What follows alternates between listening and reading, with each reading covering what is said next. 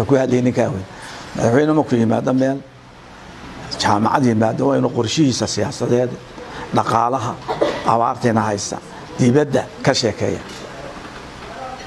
wuxuu hadlay waagis كتير مير كايمة ودرباحي كان واحد قط بداية هنا كده لا من كده واحد قط بداية وحس لا من كده هنا قلنا ما دعمنا قاضي قبيلة بين كريديو وده مرقان صناعي لكن واحد ويا موسى وحن شاقنا قبيل يعني سين موسى وكليه